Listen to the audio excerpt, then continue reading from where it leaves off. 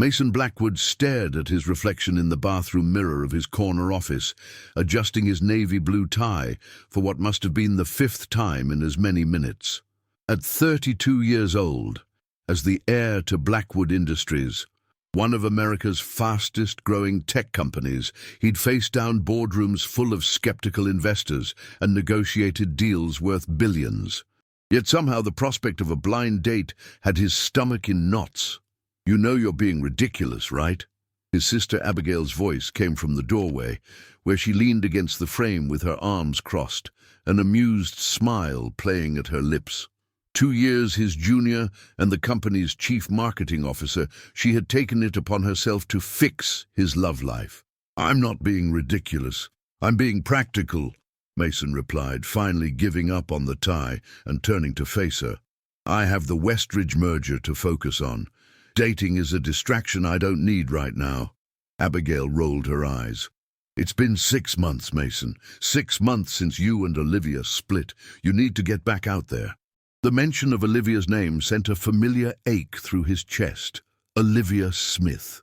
The woman who had blown into his life like a hurricane, upending everything he thought he knew about himself, only to leave just as suddenly. "This is about the company," he insisted, gathering his papers from his desk. "Dad's retiring next year, and the board is watching my every move. I need to prove I can handle the transition. And showing them you're a well-rounded human being with a personal life would somehow damage your prospects." Abigail pushed herself off the doorframe and walked toward him. "Look, I'm not asking you to propose to this woman. Just dinner, 2 hours of your life. She's a friend of Jessica's from college, apparently very smart, creative." "Fine," Mason sighed, knowing his sister wouldn't let this go. "But I'm not making any promises beyond showing up." "That's all I ask," Abigail said with a triumphant grin. 7 o'clock at Lumiere, don't be late." As his sister left, Mason sank into his leather chair, loosening the tie he'd spent so long adjusting. 6 months. Had it really been that long since Olivia? Their 3-month relationship had been intense. Weekends in the Hamptons, impromptu trips to jazz clubs in Harlem, late-night conversations about everything from childhood dreams to global politics. He'd never connected with anyone the way he had with her. But then came that disastrous dinner with his parents. His father's not-so-subtle questioning about Olivia's long-term plans, his mother's raised eyebrows when Olivia mentioned her freelance photography career, and Mason, he'd failed to defend her, had even joined in with comments about the stability of corporate work. The hurt in Olivia's eyes had been unmistakable. The argument afterward had been explosive. "You're embarrassed by me," she'd accused. "You want some corporate trophy wife who'll host dinner parties and know which fork to use." "That's not fair," he'd protested, but his defense had been weak, even to his own ears. 2 days later, she'd ended things. "We want different lives, Mason. I won't change who I am to fit into your world, and you shouldn't have to apologize for yours." Mason shook his head, dispelling the memory. It was ancient history now. Tonight was about moving forward. Just dinner with a stranger. How hard could it be? Across town, in a sunlit loft in Brooklyn, Olivia Smith sat cross-legged on her bathroom floor, staring at the plastic stick in her hand, as if it might suddenly change its message. 2 pink lines, unmistakable, undeniable. 12 weeks, she whispered to herself, doing the mental calculation. The timing aligned perfectly with that last night with Mason, a desperate, passionate goodbye neither had planned. She pressed a hand to her still flat stomach, a mix of terror and wonder washing over her. Her phone buzzed from the counter above, startling her. Jessica's name flashed on the screen. With a deep breath, Olivia answered. "Please tell me you're not cancelling," Jessica said without preamble. "I've told my friend all about you, and he's actually excited. Do you know how rare that is? The man practically lives at his office." Olivia closed her eyes. The blind date. In the shock of her discovery, she'd completely forgotten. "Jess, I don't think I can—" "Don't you dare," Jessica interrupted. "Liv, it's been months since you've even considered dating anyone. 1 dinner won't kill you. 1 dinner. with a workaholic corporate type, according to Jessica's description. The irony wasn't lost on Olivia. She glanced down at the pregnancy test again, her mind racing. She wasn't showing yet. No one needed to know until she figured out her next steps, including whether or not to tell Mason. "Olivia, are you still there?" "Yeah, sorry," she replied, standing up shakily. "Just got distracted by a work thing. So you'll go. Lumiere at 7. Olivia hesitated. Maybe a distraction was exactly what she needed tonight. Fine. But if he starts talking about golf or his stock portfolio, I'm texting you an SOS. Jessica laughed. "Trust me, he's not that type." "Well, not entirely. Just give him a chance, okay?" After hanging up, Olivia wrapped the pregnancy test in tissue and buried it deep in her bathroom trash. She caught her reflection in the mirror. Same wavy brown hair falling past her shoulders, same hazel eyes, same spray of freckles across her nose. But everything had changed. She was going to be a mother. And somewhere across town, oblivious to the fact that his life was about to change forever too, was Mason. By 6:45, Mason was seated at a corner table in Lumiere, one of Manhattan's most acclaimed French restaurants. The space was intimate, with soft lighting from ornate chandeliers and a jazz trio playing quietly in the background. He checked his watch for the third time in 10 minutes, ordered another sparkling water, and tried to quell his inexplicable nerves. "Just dinner," he reminded himself, scrolling through work emails on his phone. His date, Emily or Emma, he couldn't remember which, was supposed to be an editor at a publishing house. Intellectual, independent, career-focused. On paper, a suitable match. Yet as he sat there, he couldn't help but compare this sterile setup to his first meeting with Olivia. They'd literally collided at a gallery opening in Chelsea, her camera swinging from her neck as she backed up to frame a shot, completely unaware of his presence behind her. The impact had sent his champagne spilling down the front of his custom suit. Rather than apologizing, she'd laughed, a bright, uninhibited sound that had cut through his annoyance. "Well, that suit was too perfect anyway," she'd said, eyes dancing. "Now it has character." By the end of the night, he'd been completely captivated. The soft clearing of a throat pulled him from the memory, and Mason looked up, the polite smile he'd prepared freezing on his face. Standing before him in a simple green dress that brought out the gold flecks in her hazel eyes was Olivia Smith. For one wild moment, he thought he'd somehow conjured her from his memories, but the shocked expression on her face mirrored what must have been his own. "Mason," she whispered, her voice barely audible over the restaurant's ambient noise. "Olivia," he managed, rising to his feet automatically. "What are you?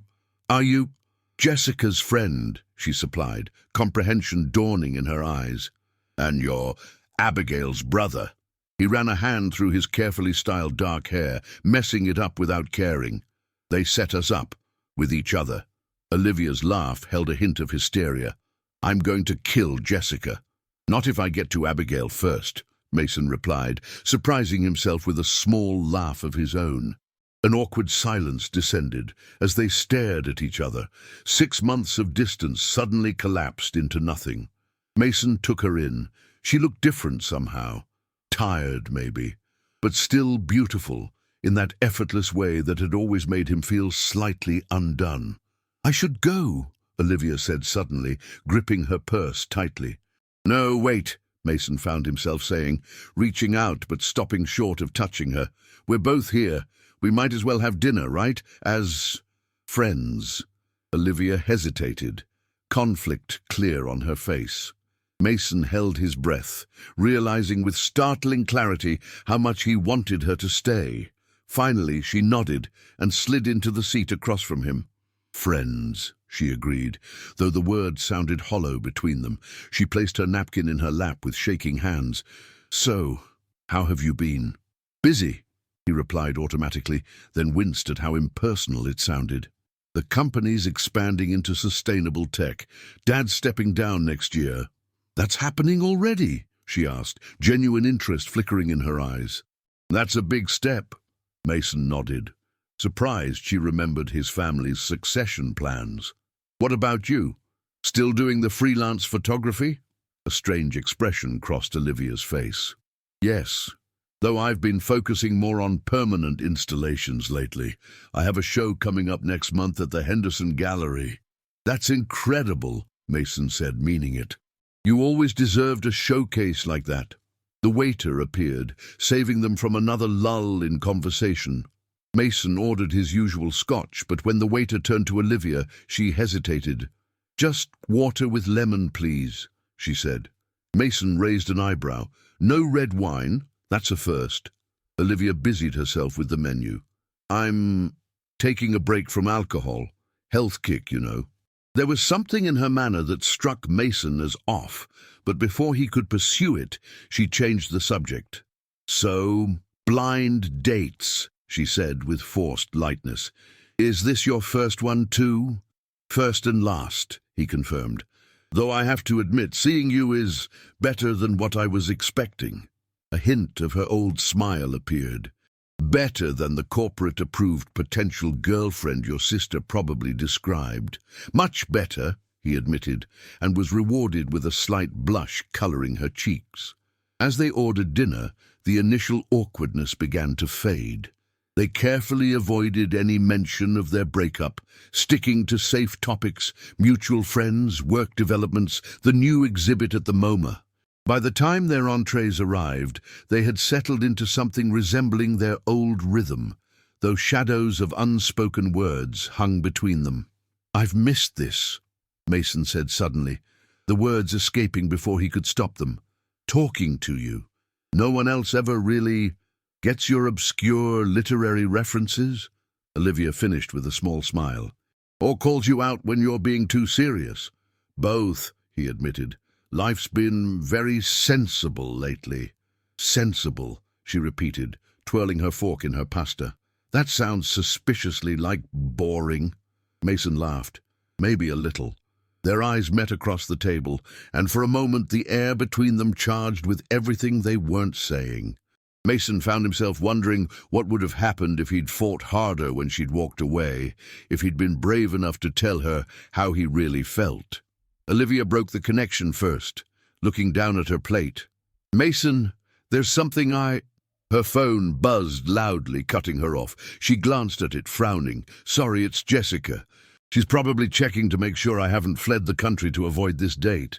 She typed a quick reply, but as she set the phone down, Mason noticed her hands were trembling. "Olivia," he said gently, "is everything okay?" She looked up, conflict clear in her expression. "I don't know," she admitted. "I thought I had everything figured out, and now—" Before she could continue, the waiter appeared to clear their plates. "Can I interest you in dessert?" "No, thank you," Olivia said quickly. "Actually, could you bring the check? I'm not feeling well." Concern washed over Mason. "What's wrong? Can I help?" "It's nothing, I just need some air." She stood abruptly, gathering her purse. "I should go." "Olivia, wait." Mason signaled for the check, hastily pulling out his credit card. "At least let me get you home." "I can manage," she insisted, but swayed slightly as she stepped away from the table. Mason was by her side in an instant, steadying her with a hand on her elbow. The familiar touch sent electricity through both of them, and their eyes locked once more. "Please," he said quietly, "let me make sure you get home safely." After a moment's hesitation, she nodded. Mason quickly settled the bill and guided her outside, where the cool evening air seemed to revive her somewhat. He hailed a cab, and as they settled into the back seat, Olivia gave her Brooklyn address to the driver. The ride passed in silence, the city lights streaming past the windows like shooting stars. Mason stole glances at Olivia's profile, trying to decipher what was different about her. She seemed softer somehow, but also more closed off. When the cab pulled up outside her building, a converted warehouse with large windows, Mason paid the driver before she could protest. "Thank you," she said, her hand on the door, "for dinner and the ride." "Olivia," Mason said, suddenly desperate not to let her walk away again, "whatever it is, whatever's going on, you can tell me. We were friends before we were whatever we were." She looked at him then, really looked at him, and for a moment he thought she might confide in him, but instead she leaned forward and placed a soft kiss on his cheek. "Good night, Mason," she whispered, and then she was gone, hurrying up the steps to her building without looking back. Mason sat in the cab, touching his cheek where her lips had been, a strange feeling of incompletion washing over him. Something was different. Something had changed. And somehow he knew that this unexpected reunion was only the beginning. As the cab pulled away, taking him back to his empty Manhattan penthouse, Mason made a decision. 6 months ago, he'd let Olivia Smith walk out of his life without a fight. He wouldn't make the same mistake twice. What he couldn't know was that upstairs in her loft, Olivia was sitting on her couch, arms wrapped protectively around her middle, trying to figure out how to tell Mason Blackwood that he was going to be a father. 3 days after their unexpected blind date, Mason couldn't shake thoughts of Olivia. Something was off. Her sudden departure, her refusal to drink, that moment when she'd almost told him something important. The signs clicked together during his morning coffee. Olivia was pregnant. It was the only explanation. Timing suggested it must be his child. Meanwhile, Olivia debated telling Mason. Jessica confessed to planning the setup with Abigail, apologizing profusely. "We thought it was fate." When Mason's name appeared on her phone, Olivia froze. "We need to talk," his text read. "Lunch tomorrow?" She agreed, choosing a quiet cafe in Brooklyn. When Mason arrived, his expression was determined. "Are you pregnant?" he asked directly once seated. Olivia's shock confirmed his suspicion. "How did you—" "The signs were there. No alcohol, leaving suddenly, the timing. Is it mine?" "Yes," she whispered. 12 weeks. I only found out the day of our date." Mason absorbed this, emotions battling across his face. "Why didn't you tell me immediately?" "I was processing it myself," she explained. "And after how we ended—" "That changes nothing," Mason said firmly. "This is my child too." "What are you saying?" "I'm saying I want to be involved, completely involved. Being a parent isn't like a business merger, Mason. You can't just—" "I know that," he interrupted. "I'm not suggesting we get back together just because of the baby. But I am suggesting we figure this out. Together." His phone rang. An emergency at work. As he reluctantly prepared to leave, he took her hand. "I'm not walking away from this, Olivia, from either of you." As Mason left, Olivia felt equal parts relief and terror. They were having a baby together, but nothing about their relationship was resolved. The complications were just beginning. That evening, Mason stared at his home office wall covered in baby-related research. When his sister called to ask about the date, he simply said, "You and Jessica have no idea what you've started." In her Brooklyn loft, Olivia placed a hand on her stomach. "Well, little one," she whispered, "your father knows about you now. This is going to be quite the adventure." 2 weeks after Mason discovered Olivia's pregnancy, they found themselves in the waiting room of Dr. Reynolds, a highly recommended OB-GYN in Manhattan. Despite arriving separately, they sat side by side, an island of awkward silence amid the buzz of expectant couples. "Blackwood Smith?" the nurse called. Mason raised an eyebrow at the hyphenated name on the chart. "I panicked when filling out the forms," Olivia explained with a shrug. "Seemed easier than explaining our situation." The ultrasound room was dimly lit and intimate, too intimate for 2 people trying to maintain boundaries. When Dr. Reynolds applied the gel to Olivia's slightly rounded stomach, Mason instinctively reached for her hand. She hesitated, then accepted it. "There's your baby," Dr. Reynolds said, pointing to the screen. "Strong heartbeat, good size for 14 weeks. Mason stared transfixed at the tiny figure. That's our baby," he whispered, voice thick with emotion. "Would you like to know the sex?" Dr. Reynolds asked. They exchanged a glance, having never discussed this. "Yes," they said simultaneously, then shared a surprised smile. "Congratulations," the doctor said. "You're having a little girl." Outside the clinic, reality settled back in. "I have meetings all afternoon," Mason said, checking his watch. "Go," Olivia assured him. "I'm just going to wander around the gallery district for inspiration." Mason frowned. Should you be on your feet that much? I'm pregnant, not invalid, she replied, the familiar spark of irritation flaring. This is exactly what I was worried about, you know, the hovering. Excuse me for caring, he countered, frustration evident. A tense silence followed before Olivia sighed. Look, we need to figure out how to do this. Co-parenting doesn't mean controlling each other's lives. You're right, Mason admitted. I just don't know how to do this. Neither do I, Olivia said softly, but we have 6 months to figure it out. That evening, Mason surprised Olivia at her loft with takeout from her favorite Thai place and a small gift bag. Peace offering, he explained, for being overbearing. Inside was a tiny camera-shaped rattle. The thoughtfulness of it brought unexpected tears to Olivia's eyes. Pregnancy hormones, she claimed, wiping them away. Not because it's perfect. Over dinner, they attempted to discuss practical matters, doctor's appointments, birth plans, parenting philosophies, but conversation kept drifting to safer territories. Work, mutual friends, reminiscences of better times. Remember that weekend in Cape Cod? Mason asked, smiling at the memory. When we got caught in that thunderstorm. Olivia laughed. And took shelter in that tiny bookshop. You bought me that first edition, Austin. I still have the photo you took of the lighthouse at sunset, Mason admitted. It's in my office.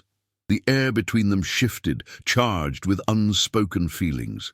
Mason, Olivia said carefully, we need to be clear. We're having a baby together, but that doesn't mean— I know, he interrupted, his expression unreadable.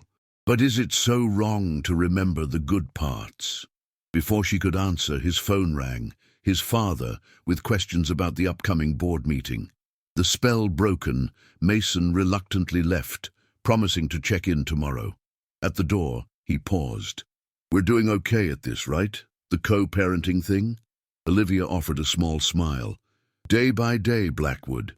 Day by day. As weeks passed, they established a rhythm. Doctor's appointments together, regular check-ins, occasional shared meals. Mason threw himself into baby research with characteristic intensity, sending Olivia links to pediatric studies and safety-rated cribs. Olivia, meanwhile, worked frantically to complete her gallery installation before her pregnancy advanced further. The deadline pressure combined with morning sickness left her exhausted. One evening, Mason arrived unannounced to find her asleep on her couch, sketchbook sliding from her lap. Without waking her, he covered her with a throw blanket, then noticed her half-finished designs. They were stunning. Photographs of urban landscapes overlaid with delicate line drawings, creating a conversation between reality and possibility. One image particularly caught his attention, the Blackwood Industries building, reimagined with hanging gardens and transparent solar panels. That was supposed to be a surprise, Olivia's sleepy voice said from behind him. Mason turned, caught. It's incredible. Is this for your show? She nodded, sitting up with a wince. My statement on sustainable urban development. Something our daughter might see someday. The casual mention of their child as a future person with hopes and experiences hit Mason unexpectedly hard. Move in with me, he blurted out. Olivia blinked. What? Not like that, he clarified quickly. I have a 4-bedroom penthouse. You could have your own space, your own studio. It would be easier for both of us, especially after she's born. Mason, that's complicated. Is it? We're having a child together. Living under one roof would be practical. Practical, she repeated. Everything's always so practical with you. The hurt in her voice surprised him. What's wrong with practical? Nothing except, Olivia sighed, gathering her thoughts. 6 months ago, you couldn't defend our relationship to your parents. Now you want me to move in, but only because it's practical for the baby. Do you see how that feels? The accusation landed like a physical blow. That's not fair. I've changed. Have you? Or are you just adapting to circumstances? Before he could respond, Olivia's phone chimed with a reminder. My gallery meeting. I have to go. She gathered her portfolio, avoiding his eyes. We'll talk about living arrangements later, okay? After she left, Mason wandered her loft, seeing all the personal touches that made it uniquely hers. The mismatched vintage furniture, the wall of photographs documenting her travels, the collection of old cameras. How could he have suggested she give this up for his sterile, magazine-worthy apartment? 2 days later, Olivia received a surprising call from Abigail Blackwood. "I know this is awkward," Abigail began, "but I'd like to take you to lunch, just us girls." Curious and slightly apprehensive, Olivia agreed. At an upscale bistro, after preliminary small talk, Abigail got to the point. "Mason's a mess, you know. Trying to prove he can handle the company, prepare for fatherhood, and figure out his feelings for you, all at once." "His feelings for me?" Olivia repeated, caught off guard. Abigail gave her a knowing look. "He never got over you, Olivia. The breakup, he just shut down, threw himself into work even more than before." She hesitated. "I know my brother can be frustratingly reserved, but trust me, his heart's in the right place." "I never doubted his heart," Olivia admitted, "just its priorities." On her way home, Olivia pondered Abigail's words. The truth was, despite her reservations, she'd never stopped caring for Mason either. But loving someone wasn't always enough. That night, Mason called to apologize. "I shouldn't have suggested you move in like that. It was presumptuous." "It's okay," Olivia said, "but Mason, we need to be honest with each other. This isn't just about the baby." "I know," he said quietly. "So where does that leave us?" There was a long pause. "I don't know," he admitted finally, "but I'd like to find out. Maybe we start over, not just as co-parents, but as us, Mason and Olivia." The vulnerability in his voice touched something deep inside her. "I'd like that too," she whispered. "Dinner tomorrow? A real date this time. No family interference, no pregnancy talk, just us." Olivia smiled, a cautious hope blooming. Just us. As she hung up, she felt her daughter kick for the first time, a tiny flutter of movement as if signaling approval. Whatever happened between her and Mason, they'd created something perfect together. Maybe, just maybe, they could find their way back to each other too. A late September rain drummed against the windows of Olivia's loft as she stood before her full-length mirror, examining her reflection with a critical eye. At 20 weeks pregnant, her baby bump was now unmistakable, a perfect round curve beneath the emerald-wrapped dress she'd chosen for her official first date with Mason. "What do you think, little one?" she asked, placing a hand on her stomach. As if in response, a flutter of movement rippled under her palm. "I'll take that as approval." The doorbell rang precisely at 7. Punctuality, one of Mason's many reliable traits. When Olivia opened the door, she found him standing there in a charcoal suit with no tie, holding a bouquet of wildflowers and looking uncharacteristically nervous. "No roses?" she teased, accepting the colorful arrangement. Mason's smile was warm. "You once told me roses were the corporate flower of romance. I believe your exact words were predictable and overpriced." "You remembered that?" Olivia asked, genuinely surprised as she placed the flowers in water. "I remember everything about us, Liv," he said quietly. The simple honesty in his voice created a moment of charged silence between them, broken only when Mason cleared his throat.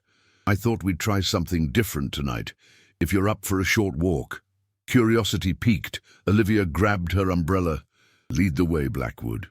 Outside, the rain had softened to a gentle mist. Mason guided her to a waiting town car that took them to the High Line, the elevated park built on a historic freight rail line. To Olivia's surprise, a section had been cordoned off with twinkling lights, and in the center sat a small table for two, complete with candles, protected from the drizzle by a clear canopy. "How did you—" she began. "Being a corporate sellout has its privileges," he said with a self-deprecating smile. "And the park director is a friend of Dad's." "It's beautiful," she admitted, taking in the misty city skyline surrounding them, the glistening plants of the park catching the light. Over a dinner of her favorite foods, All pregnancy safe, she noted with appreciation. They eased into conversation that carefully avoided both their past issues and the baby. Instead, they discussed books they'd read recently, argued good-naturedly about a documentary series they'd both watched, and shared work stories. "The board actually liked your sustainable redesign concept," Mason mentioned casually. "The one I saw in your sketchbook. I hope you don't mind, but I showed them the photo I took."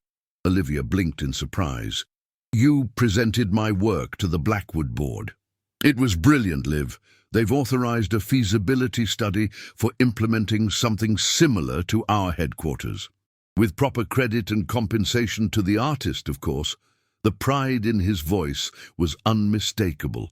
6 months ago, Mason had been embarrassed by her freelance career. Now, he was championing her work to his father's company. "What changed?" she asked suddenly. "What do you mean?" "With us, before you seemed ashamed of who I was, my work, my lifestyle." Mason set down his fork, his expression serious. "I was never ashamed of you, Olivia. I was afraid." "Afraid? Of what?" "That I wasn't enough for you," he admitted. "You were so free, so passionate about everything. I was raised to be controlled, calculated. When you met my parents, and I saw how they looked at you, how they looked at me for choosing someone so different, I panicked. I thought you'd eventually realize I wasn't worth the trouble." Olivia stared at him, processing this revelation. "So instead of fighting for us, you pushed me away." "It was easier than watching you leave on your own," he acknowledged quietly. "I've regretted it every day since." Before Olivia could respond, a particularly strong kick from the baby made her gasp and press a hand to her side. Mason was immediately concerned. "Are you okay?" Instead of answering, Olivia reached for his hand and placed it where hers had been. After a moment, their daughter kicked again, and Mason's eyes widened in wonder.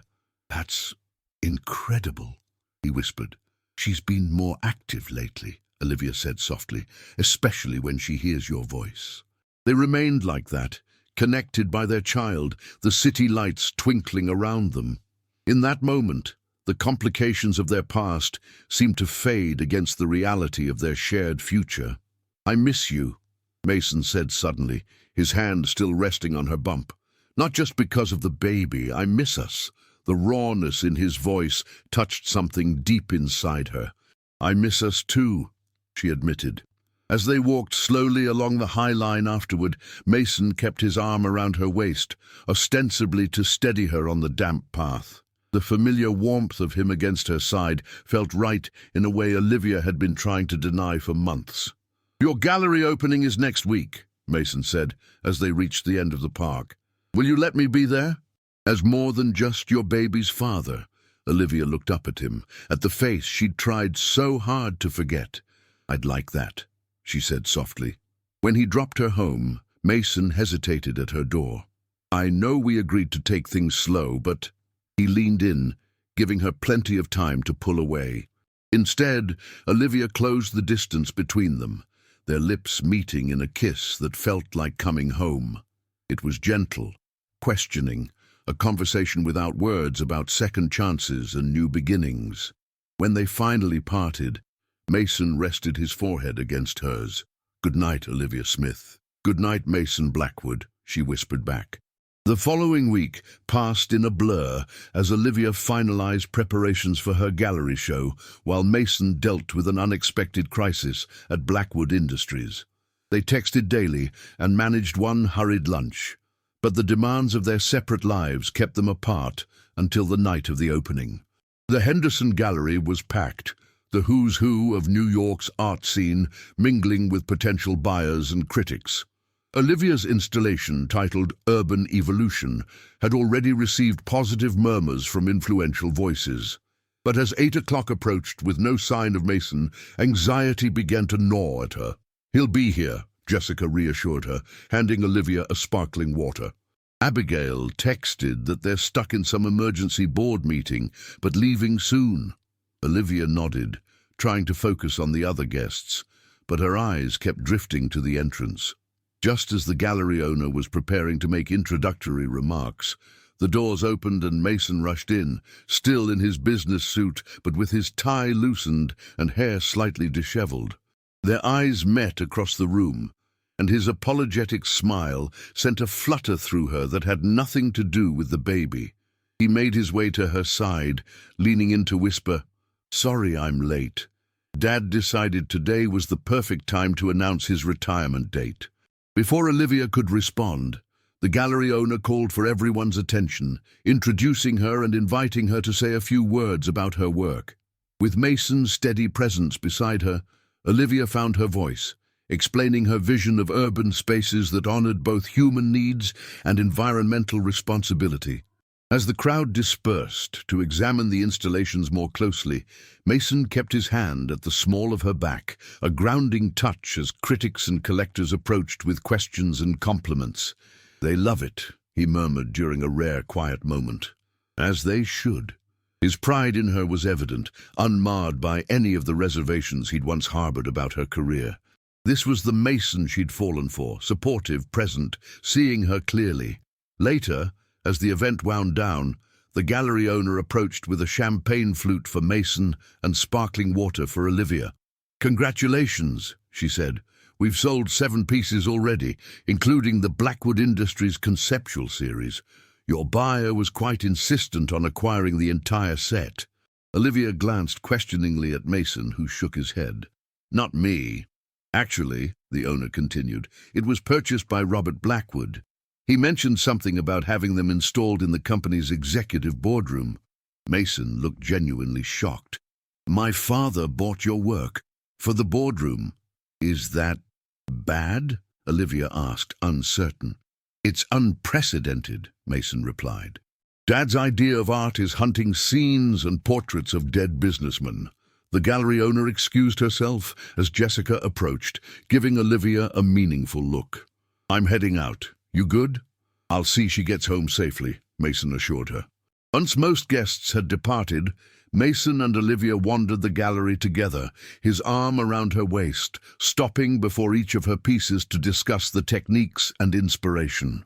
"This is my favorite," he said, pausing before a photograph of dawn breaking over Brooklyn Bridge, overlaid with delicate drawings suggesting future sustainable modifications. "It's hopeful. Shows what's possible when you honor the past while embracing change." Olivia studied his profile in the gallery's soft lighting. "Like us?" Mason turned to her, his expression serious. "Olivia, when I thought I'd lost you for good, and then finding you again, with our daughter on the way." He took a deep breath. "I don't want to waste any more time. These past weeks, reconnecting with you, it's shown me what matters." "Mason," she began, but he gently pressed a finger to her lips. "Let me finish. I'm not proposing, not yet," he added with a small smile. "But I am asking you to consider a future together, a real one, not just as co-parents, but as partners. I love you, Olivia. I never stopped." The words hung between them, honest and unadorned. No grand gestures, no corporate strategies, just truth. "I love you too," she whispered back, "but I'm still scared. We hurt each other before." "We did," he acknowledged, "and we might again. But I think what we could build together is worth the risk, don't you?" In answer, Olivia rose on tiptoes to kiss him, there among her artwork that bridged past and future. As his arms encircled her, their daughter kicked strongly, as if adding her approval to their tentative new beginning. Later that night, as they walked hand in hand through the quiet Brooklyn streets toward her loft, Mason's phone rang. He checked the screen and groaned. "It's Dad. Probably about his art purchase." "You should take it," Olivia said. "It might be important." Mason hesitated, then declined the call. "Whatever it is can wait until tomorrow. Tonight is about us." It was a small gesture, but it spoke volumes about his priorities. This time, Mason wasn't letting anything, not work, not family expectations, come between them. At her door, he kissed her goodnight with a promise to call in the morning.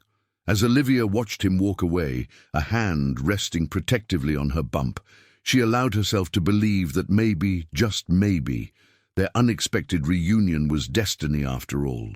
What neither of them knew was that Robert Blackwood's unexpected art purchase was just the beginning of his interference in their rekindled relationship, and that his reasons had nothing to do with appreciation for fine art.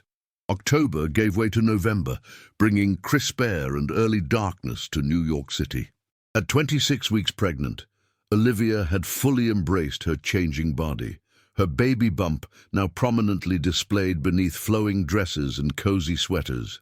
Her relationship with Mason had evolved with similar certainty. Nights spent talking until dawn, weekends exploring the city together, building a foundation that felt stronger than their first attempt. Today, however, Olivia paced nervously across Mason's penthouse living room, waiting for his parents to arrive for dinner. Robert and Eleanor Blackwood had requested this meeting after learning about Mason and Olivia's reconciliation. "They'll be fine," Mason assured her, adjusting the table settings for the fourth time. The normally confident CEO-in-waiting looked almost as anxious as she felt. "The last time I met your parents, your father spent the evening questioning my career viability, and your mother asked if my artistic phase was something I planned to grow out of," Olivia reminded him. Mason winced. "They've had time to adjust to the idea of becoming grandparents. And Dad buying your artwork has to be a good sign, right?" Before Olivia could respond, the elevator announced the Blackwoods' arrival. Eleanor entered first, tall, elegant, and immaculately dressed in designer classics. Robert followed, his commanding presence filling the room, despite his shorter stature. "Mason!" Eleanor greeted her son with a formal kiss on the cheek before turning to Olivia with a practiced smile. "Olivia, dear, you're positively glowing." "Mother, father," Mason said, his corporate persona sliding into place, "thank you for coming." Robert Blackwood barely acknowledged the pleasantries, his eyes immediately fixing on Olivia's pregnant belly. "Well," he said, "at least you're handling this responsibly now." "Dad," Mason warned, but Olivia touched his arm. "It's fine," she murmured. To Robert she added, "Thank you for purchasing my artwork, Mr. Blackwood. The gallery owner said you were quite insistent on the entire series." Something flickered across Robert's face. Surprise, perhaps, that she'd addressed the subject directly. "Yes, well, they're quite interesting. A unique perspective on urban development." During dinner, conversation remained superficially pleasant, focusing on safe topics like the baby's nursery preparations and Blackwood Industries' latest acquisitions. But Olivia couldn't shake the feeling that Robert was waiting for something, his piercing gaze calculating whenever it landed on her. As Mason cleared the dinner plates, Eleanor excused herself to take a call, leaving Olivia alone with Robert. "You know," he began without preamble, "Mason's always been brilliant but impulsive when it comes to personal matters." Olivia maintained her composure. "I've found him to be quite thoughtful, actually." Robert's smile didn't reach his eyes. "Of course, but you should understand the position he's in. Next year, he takes over a company worth billions. The board watches everything he does, everyone he associates with." "Associates with," Olivia repeated carefully. "Is that how you see me? An association?" "You're the mother of his child," Robert acknowledged. "That makes you family in a technical sense." "Technical?" Olivia echoed, her hands instinctively moving to her stomach. "And what exactly are you trying to say, Mr. Blackwood?" Robert leaned forward. "I'm offering you a proposition, one that would benefit everyone, especially your child." Before he could continue, Mason returned from the kitchen. The tension in the room was palpable. "What's going on?" he asked, looking between them. "Your father was about to make me a proposition," Olivia said evenly. "Weren't you, Mr. Blackwood?" Robert straightened, unperturbed at being caught. "Simply discussing your future, son, the company's future." "My relationship with Olivia isn't a business matter," Mason said firmly. "Everything in our position is a business matter," Robert countered. "You know that better than anyone." Eleanor returned, sensing the charged atmosphere. "Perhaps we should continue this another time," she suggested smoothly. "No," Mason insisted. "Whatever you came here to say, just say it." Robert exchanged a glance with his wife before responding. Very well. Your mother and I have concerns about the timing of this reconciliation. With the succession only months away, appearances matter. Appearances? Mason repeated incredulously. Our daughter isn't an appearance. Of course not, Eleanor interjected. We're thrilled about the baby. We simply think that rushing back into a relationship might not be wise. Olivia felt a chill despite the apartment's warmth. And what would you suggest instead? Robert answered directly. A formal co-parenting arrangement. Separate residences. Mason focuses on the transition to CEO, you focus on your artwork. The child wants for nothing financially, but you maintain appropriate distance until after the succession is complete. And after that? Mason asked, his voice dangerously quiet. His father shrugged.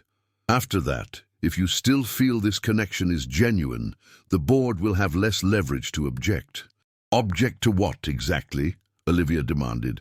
Object to the heir of Blackwood Industries being distracted at a critical juncture, Eleanor explained delicately.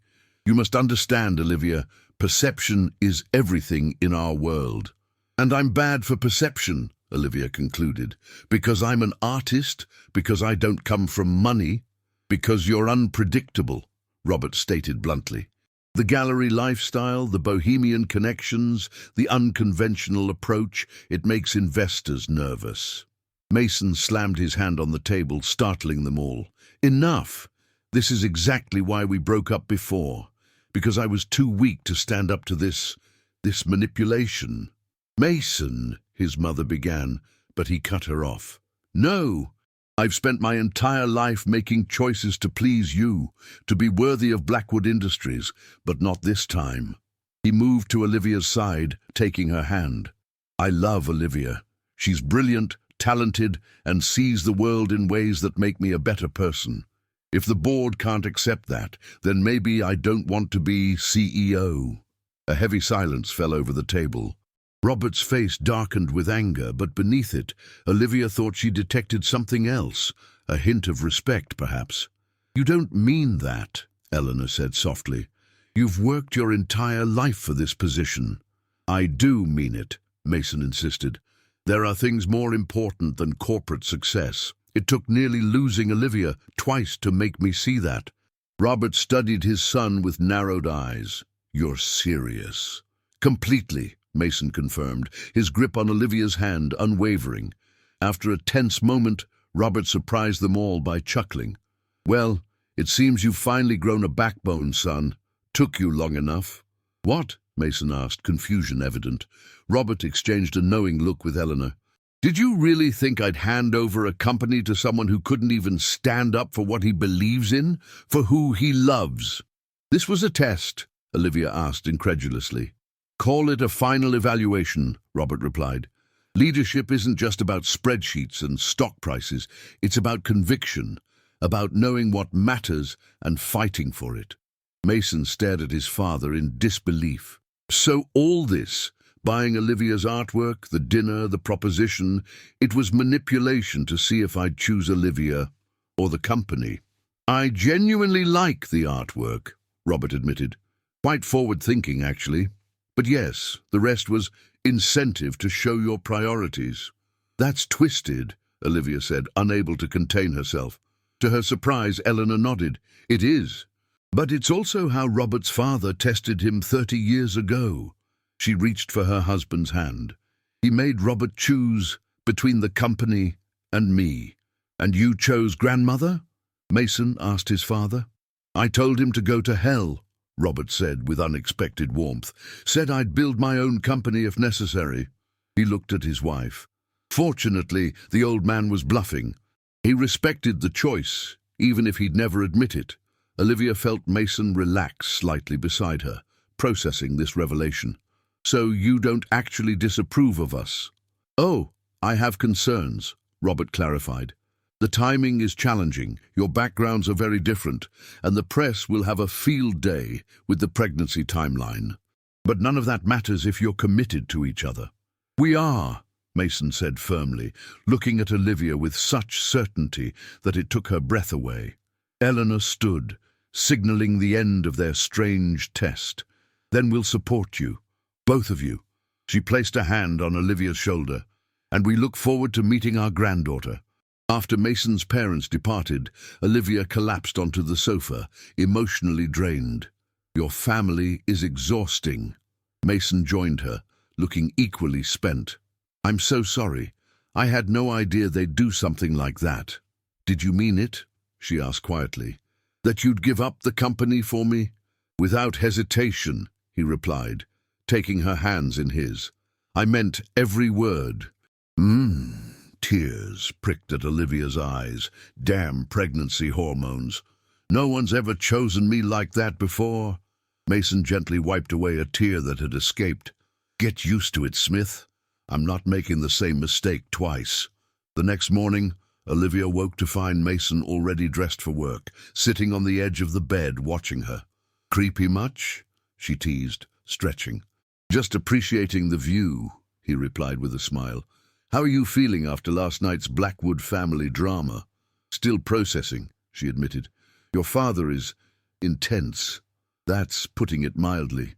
Mason hesitated, then reached into his pocket. "I have something for you. It's not what you think," he added quickly, pulling out a key. "It's to this apartment.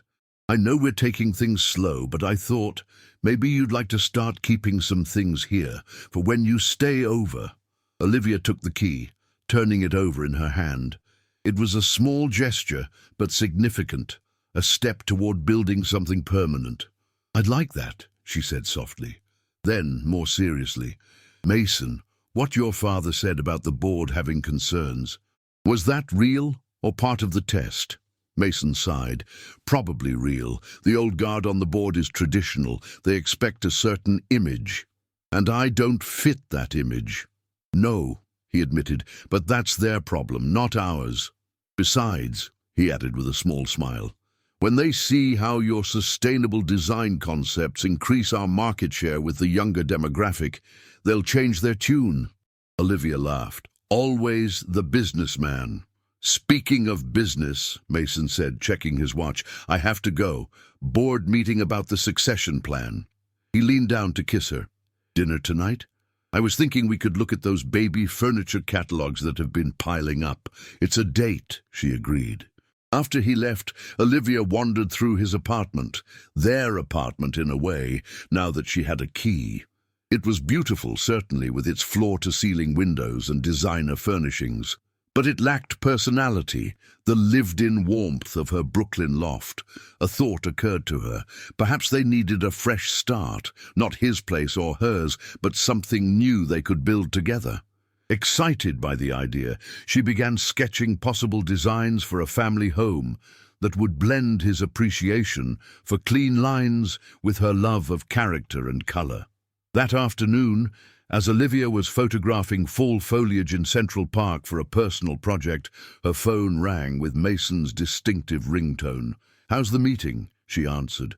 His voice was tight with stress. "We have a situation. Someone leaked news of the pregnancy to the business press. It's already online. Blackwood heirs, unexpected bundle, succession plan complicated by love child." Olivia felt her stomach drop. "Love child? That makes it sound so—" "I know," Mason said grimly. "Dad's in damage control mode, but the board is concerned about the optics. They've called an emergency session." "What can I do?" she asked, already heading toward the subway. There was a pause before Mason answered. "Actually, there is something, but I need you to trust me on this." "Anything," Olivia promised. 3 hours later, she stood beside Mason in the Blackwood Industries executive boardroom, facing 14 stern-faced board members. Robert Blackwood sat at the head of the table, his expression unreadable. "As I was saying," Mason continued, his hand steady on the small of Olivia's back, "the leak was unfortunate timing, but changes nothing about our plans.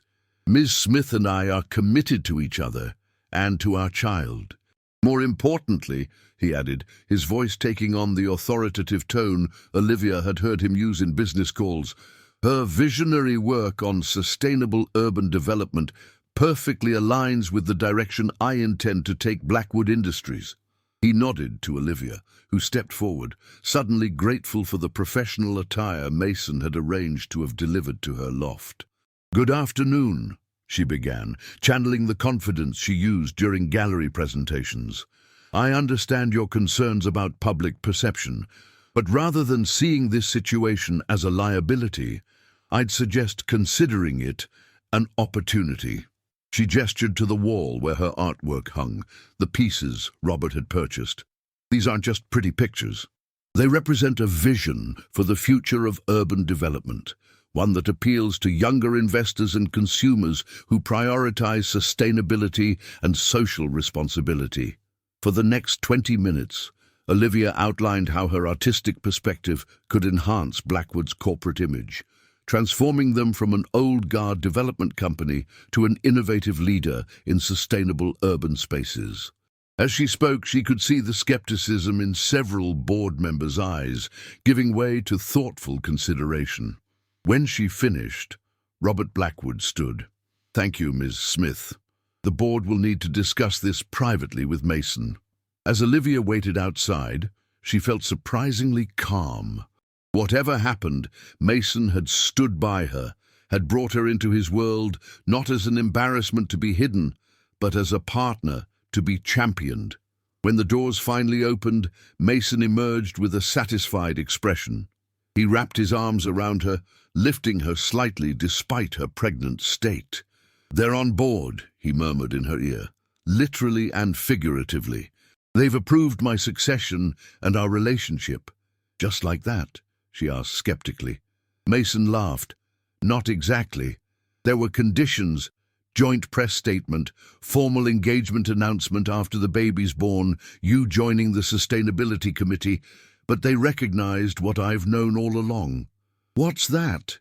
His eyes shone with pride and love. "That you're not just the woman I love. You're exactly what this company needs." As they left Blackwood Tower together, Olivia realized something had shifted fundamentally in their relationship. No longer were they Mason and Olivia trying to reconcile different worlds. They had become something new, a team stronger together than apart. That evening, as they sat surrounded by baby furniture catalogues in Mason's apartment, Olivia shared her idea about finding a new place together. "Something that's ours," she explained. "Not your world or my world, but our world." Mason considered this, then pulled out his tablet. "Actually, I've been thinking along similar lines." He showed her listings for brownstones in Brooklyn Heights, close enough to Manhattan for his commute, but with the character and community Olivia loved. "You'd leave your penthouse for Brooklyn?" she asked, surprised. "I'd live in a cardboard box if it meant being with you and our daughter," he replied, then grinned. "Though I'd prefer the brownstone if you're offering choices." Lim. As they scrolled through possibilities, planning their future home, Olivia felt a sense of completion she'd never experienced before. Despite the unconventional start, the breakup, the blind date, the pregnancy revelation, they had somehow found their way to where they were meant to be. What they didn't realize was that their journey was far from complete. The true test of their reconnection was still to come, as Olivia's due date approached and long-buried secrets threatened to resurface. January brought fierce snowstorms to New York City, blanketing the streets in white and slowing the normally frantic pace to a peaceful hush. In the Brooklyn Heights brownstone that Mason and Olivia had purchased together, preparations for their daughter's arrival reached fever pitch as Olivia entered her 38th week of pregnancy. The nursery, a soft mint green room with a hand-painted mural of Central Park that Olivia had created during her nesting phase, was fully equipped. Mason had assembled the crib himself, refusing help despite his lack of experience with tools, resulting in a 3-hour project that left him with several colorful bruises and an immense sense of accomplishment. "I still think the mobile is hanging crooked," he commented one evening as they stood in the doorway, admiring their handiwork. Olivia leaned against him, his arm around her shoulders. "It's perfect, like everything else you've done. The past 2 months had been a whirlwind of change. Mason had officially been named CEO of Blackwood Industries, with his father stepping into an advisory role. The press had largely moved past the initial scandal of their unconventional timeline, won over by the genuine affection evident in their joint interviews and public appearances. Meanwhile, Olivia had accepted a position as creative director for Blackwood's new sustainable urban initiative, working part-time from their home studio. Her gallery show had led to commissions from other major developers interested in incorporating her vision into their projects. Their worlds had merged more seamlessly than either could have imagined, creating something neither would have achieved alone. "Have you decided about your mother's offer?" Mason asked as they made their way downstairs. Eleanor Blackwood had been surprisingly enthusiastic about becoming a grandmother, offering to host a formal baby shower at the family's Connecticut estate. Olivia sighed, easing herself onto the living room couch with the ungainly movements of late pregnancy. "I still think it's unnecessary. The baby will be here in 2 weeks. It's important to her," Mason said, joining her on the couch. "And I think she's genuinely trying to welcome you into the family. And by inviting 200 of her closest friends to gawk at the pregnant artist who captured the Blackwood heir," Olivia teased, though without real malice. She and Eleanor had reached a tentative understanding over the past months, bonding over their shared affection for Mason and excitement about the baby. "You know she loves you," Mason insisted, in her emotionally constipated Blackwood way. Olivia laughed, then winced slightly as their daughter delivered a particularly strong kick. "Your child clearly takes after your side of the family. Very assertive." Mason placed his hand on her belly, feeling the movement with wonder that hadn't diminished over the months. 2 more weeks, he murmured. "Can you believe it?" Sometimes it feels like yesterday that I was staring at that positive test," Olivia admitted. "Other times it feels like I've been pregnant for years." They sat in comfortable silence, the snow falling outside their windows, until Mason spoke again, his tone suddenly serious. "Marry me." Olivia blinked, turning to face him. "What?" "Marry me," he repeated, taking her hand. "I know we agreed to wait until after the baby was born, but I don't want to wait anymore. I want us to be a family in every way when she arrives." "Mason, I'm the size of a small planet right now," Olivia protested, gesturing to her belly. "I can barely see my feet, let alone walk down an aisle." "Who said anything about an aisle?" Mason replied with a smile. "I was thinking more along the lines of a civil ceremony. Tomorrow, just us, with Abigail and Jessica as witnesses." Olivia stared at him. "You're serious?" "Completely." He moved from the couch to one knee before her, a position made slightly comical by her protruding stomach between them. From his pocket, he produced a small velvet box. "I've been carrying this around for weeks, waiting for the perfect moment, but I've realized something. With you, every moment is perfect." He opened the box to reveal not the ostentatious diamond she might have expected from a Blackwood, but a delicate vintage ring with a cushion-cut sapphire surrounded by tiny diamonds. "It reminded me of that night on the High Line," he explained, "when you wore that blue dress and we watched the city lights through the rain. The night I knew for certain I wanted forever with you." Tears filled Olivia's eyes as she took in the perfect, thoughtful choice. "It's beautiful," she whispered. "Olivia Smith," Mason said solemnly, though his eyes danced with joy. "Photographer extraordinaire, mother of my child, love of my life. Will you marry me? Preferably before our daughter decides to make her entrance?" "Yes," she said simply, emotions too overwhelming for eloquence. "Yes to all of it." As he slipped the ring onto her finger and leaned up to kiss her, Olivia felt a strange sensation, a tightening across her abdomen, more intense than the practice contractions she'd been experiencing. "Mason," she said against his lips. He murmured, still caught in the moment. "I think your daughter might have other plans about that timeline." Mason pulled back, eyes widening as understanding dawned. You're having contractions now, but it's 2 weeks early? Apparently she's punctual like her father, but impatient like her mother, Olivia said, attempting humor despite the nervousness suddenly gripping her.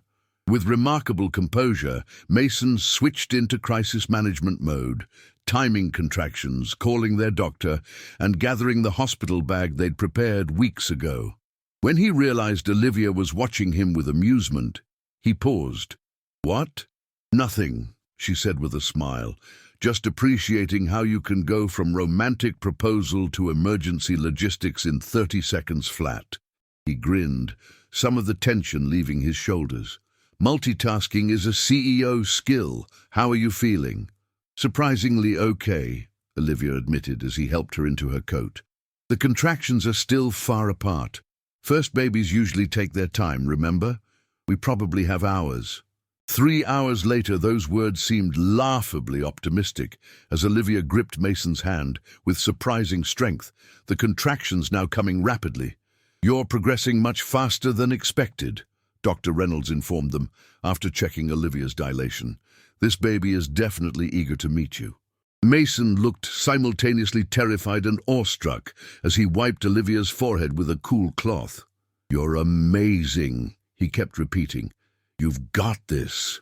Despite his outward calm, Olivia could see the worry in his eyes. "Mason," she said between contractions, "I need you to call someone. Your mom, she's already on her way from Philadelphia." "No," Olivia said, bracing herself as another contraction began. "Your father?" Mason blinked in surprise. "My father? Why?" When the contraction passed, Olivia explained, "Because he should be here, and because there's something I never told you." Concern crossed Mason's face. "What are you talking about?" "The day after we ran into each other at the restaurant, before I told you about the baby, your father came to see me at my loft." "What?" Mason's expression darkened. "He never mentioned this." Olivia nodded. "He made me promise not to tell you. He said he wanted to understand who I was, outside of being Mason's ex. We talked for hours about art, about my vision for urban spaces." She paused as another contraction approached. "When I finally told him I was pregnant, he wasn't surprised, said he could see it in how I kept touching my stomach." Mason looked stunned.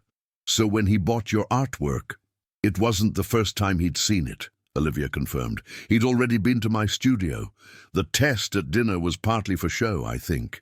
His way of giving you a chance to stand up for us without revealing he'd already approved in his way."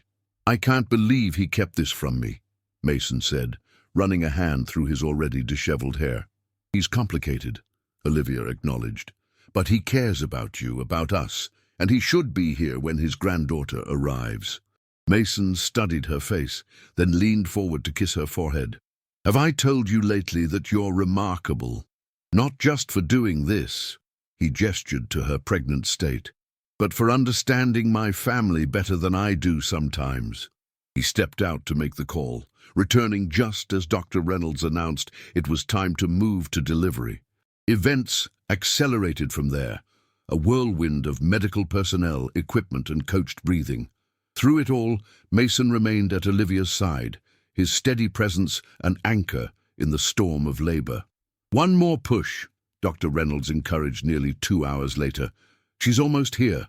With a final monumental effort, Olivia felt their daughter enter the world. The sensation followed immediately by a tiny, indignant cry that was the most beautiful sound she'd ever heard. "She's perfect," Dr. Reynolds announced, placing the squirming, red-faced infant on Olivia's chest. 7 pounds, 3 ounces.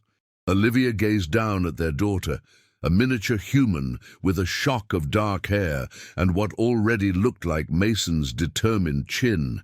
"Hello, little one," she whispered, tears streaming down her face. "We've been waiting for you." When she looked up at Mason, she found him openly weeping, all corporate composure abandoned as he gently touched his daughter's tiny hand with one finger. "She's incredible," he breathed.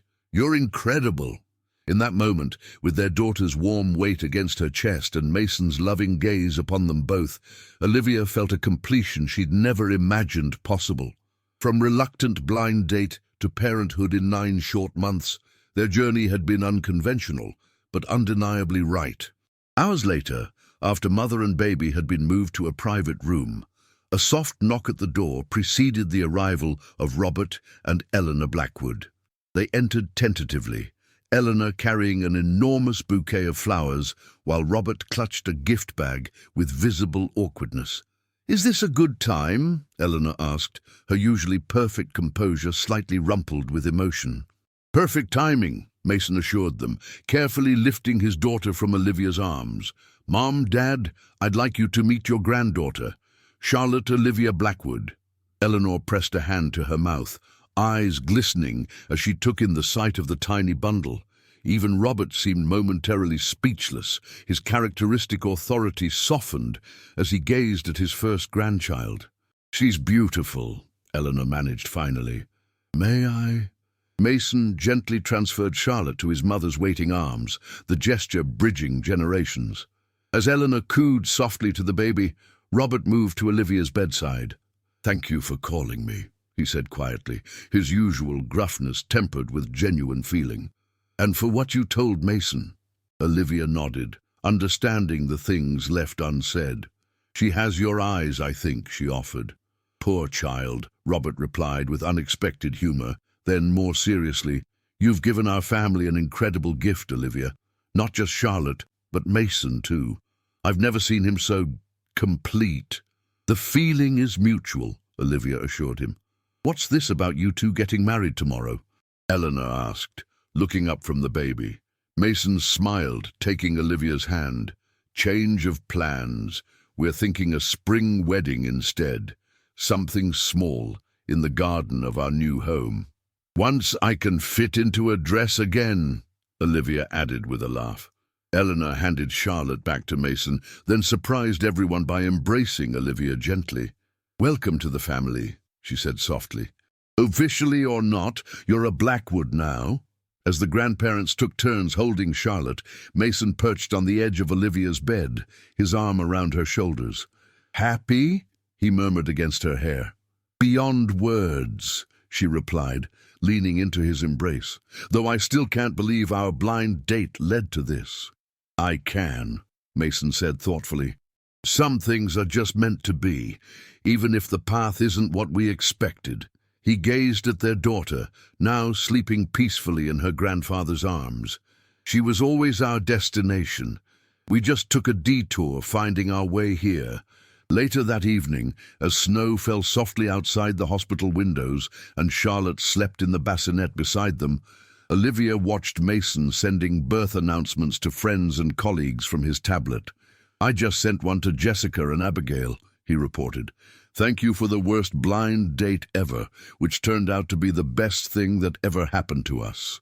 Olivia laughed softly, mindful of their sleeping daughter. "Very poetic." "I mean it," Mason said, setting the tablet aside and taking her hand. "If they hadn't meddled, if we hadn't been forced to confront our past, we might have missed this," Olivia finished, understanding completely. As they shared a gentle kiss, Charlotte stirred in her sleep, a tiny reminder of the unexpected journey that had brought them together and the beautiful future that stretched before them. A future they would build together, one day at a time. In the heart of Brooklyn, as the city slept beneath a blanket of snow, a family that began with a blind date and an unexpected revelation found its perfect beginning in the new life they'd created together.